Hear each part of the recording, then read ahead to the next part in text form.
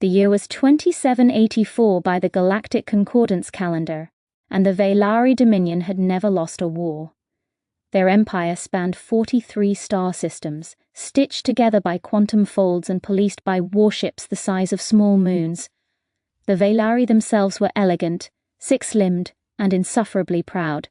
They measured intelligence by the elegance of one's neural lattice and the purity of one's phase shield harmonics.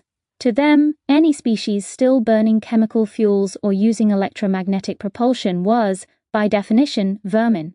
So when their long-range probes detected a single, battered vessel limping out of the Sol system on what appeared to be crude fusion torches, the Dominion's high strategist, Cressel Tel Vela, laughed for 3 full cycles. The ship was broadcasting on open frequencies in ancient radio waves. Its hull was patched with mismatched alloys. Its power signature flickered like a dying candle. The name painted on the side, in faded white letters, read, U.E.N. Orpheus Unbound. "Observe," Cressel said to the assembled War Council, projecting the telemetry onto the crystalline walls of the command nexus. "The humans have finally crawled out of their gravity well. They took 8 centuries to reach even 1/10 light speed." Adorable. Laughter rippled through the chamber, a sound like wind chimes made of glass knives. The Orpheus Unbound was alone. No escort, no fleet. Just one ship, 1.8 kilometers long, carrying perhaps 30,000 souls in cryogenic suspension and a crew of 200 awake. It was headed toward Proxima Centauri, 4 light-years away, on a journey that would take them 42 years even at their maximum acceleration. Cressel issued the standard greeting protocol for pre-concordance species, a polite but firm declaration that the space ahead was claimed by the Dominion and that the humans should turn back or be relocated to a protected reservation world. The human reply came 12 minutes later, delayed by the limitations of light itself. A woman's face appeared on the transmission. Tired eyes, grease on her cheek, short-cropped black hair floating in microgravity. Behind her, exposed wiring sparked. "This is Captain Amrita Singh of the United Earth Navy vessel Orpheus Unbound," she said, voice calm. "We read your message. With respect, we are exercising our right of free transit under the 2041 United Nations Outer Space Treaty. Article 9th, we will adjust course to avoid your claimed volume by no less than 0.5 AU. Please do the same." The council chamber went silent for half a heartbeat, then exploded into derisive chittering.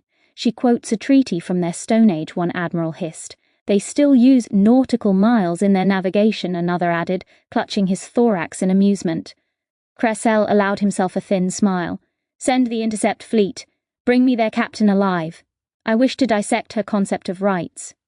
6 Veylari destroyers, each a perfect lattice of obsidian and gold, dropped out of fold space in a perfect hexagonal formation around the human ship.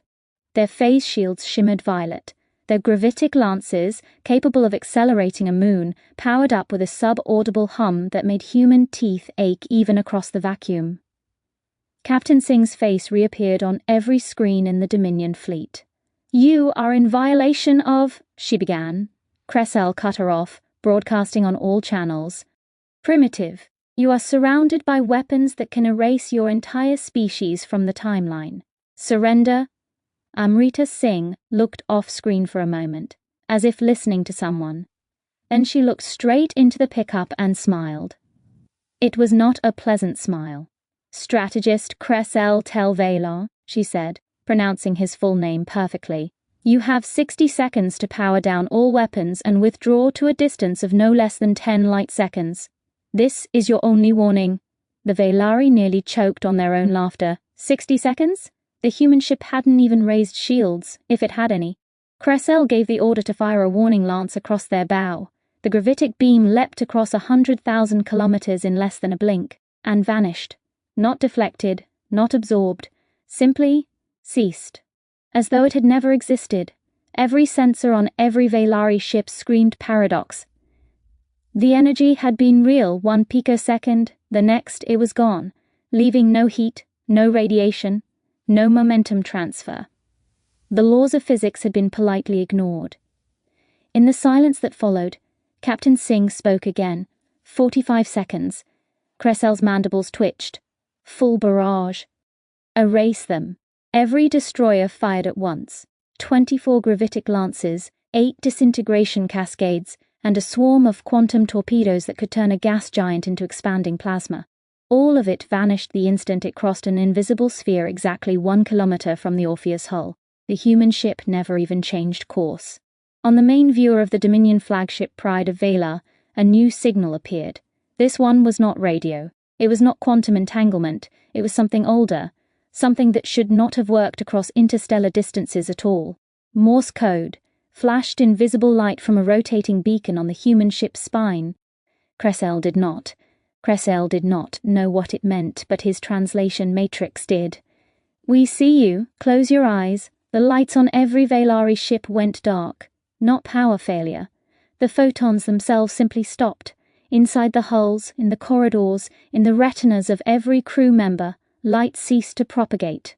Total darkness. Absolute. Screams echoed through the command nexus. Veylari had not known true darkness in 1,000 generations. Their worlds were ringed with artificial suns. Then the darkness spoke, in perfect Veylari, inside their skulls. "You wanted to know why we still use primitive technology," the voice said.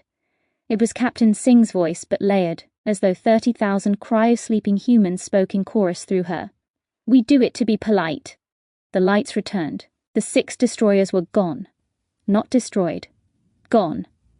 Sensors showed empty space where they had been. No debris, no ionization trails, no quantum residue. Only the Orpheus Unbound continued on its leisurely way, fusion torches flickering blue. Cressel stood frozen on the bridge of the Pride of Veylari, which had somehow survived untouched. A final transmission arrived. This one was video. Captain Singh again, but now she stood in front of a bulkhead covered in handwritten equations. Hundreds of them, scrawled in marker, in languages from Swahili to Quechua to Classical Greek. At the center was a single line circled in red. "Reality is a suggestion. Consensus required." Singh looked into the camera. 800 years ago, she said, "we detected your first scout probes. We knew you were coming. We knew what you were." She gestured at the patched, scarred hull behind her. "This ship is a museum piece. The engines are chemical rockets wrapped in 24th century fusion bottles wrapped in 27th century antimatter afterburners. Every layer is obsolete by the next civilization's standards. We built it that way on purpose." She leaned closer. "Every time someone mocks primitive technology, we add another layer of obsolescence. It's a lure, a trap, a declaration." Cressel found his voice. "What are you?" Singh's smile returned, sad this time. "We are the species that survived itself. We burned our world 3 times. Nuclear fire, grey goo, and the singularity that almost ate reality. Each time we chose to step backward, to forget, to chain ourselves to slow light and painful messy thermodynamics." She tapped the bulkhead.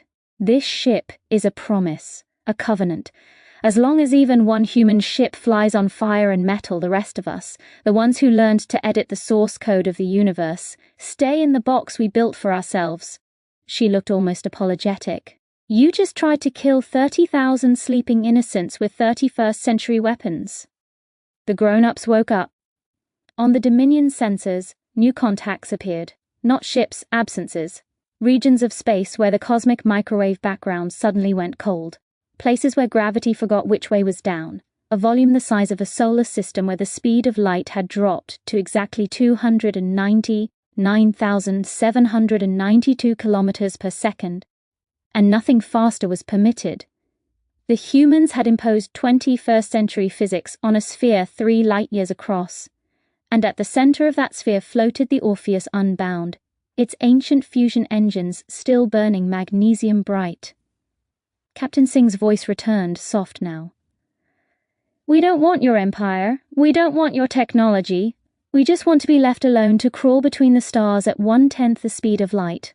Forever, because every time we go faster, we stop being human." A pause. "You have 1 hour to evacuate every Veylari colony within 50 light-years of Sol. After that, the speed limit becomes permanent and retroactive." The transmission ended. Cressel stared at the empty space where his destroyers had been. He was still staring when, exactly 1 hour later, the Dominion's greatest fleet, the one that had been rushing to assist, dropped out of fold space directly into the enforced slow zone. Their quantum drives failed. Their phase shields collapsed. Their perfect crystalline hulls groaned as momentum they could never shed in 1,000 years tried to bleed off into suddenly viscous space-time. One by one, like insects preserved in amber, the pride of the Veylari Dominion froze in place, moving at a fraction of light speed, with no way to stop, no way to turn, no way to do anything but drift for the next 10,000 years until they reached the wall of enforced 21st century physics the humans had painted across the sky. On Earth, in a bunker beneath the Himalayas, the Council of the Quiet watched the telemetry. An old woman with silver hair and prosthetic eyes that still blinked at 20th century speeds closed the feed. "They'll behave now," she said. Beside her, a child, no older than 10 but whose birth certificate was dated 1987, nodded. "Should we let the Orpheus keep going?" the child asked. The old woman smiled. "Of course. Someone has to keep the lure flying. Someone has to remind the universe that humanity is still primitive." She looked up at the stone ceiling as if she could see the stars. "And that the day we stop being primitive is the day the universe learns what primitive really meant." Far away, the Orpheus Unbound continued its slow, stubborn crawl toward Proxima, torches burning bright against the dark. Behind it, the enforced zone of mere physics expanded, gentle as a sigh, inexorable as time. And somewhere in the cryogenic vaults, 30,000 dreamers slept on, smiling, because the monsters knew now. The most terrifying thing in the galaxy was not the species that had mastered reality. It was the species that chose, every single day, not to.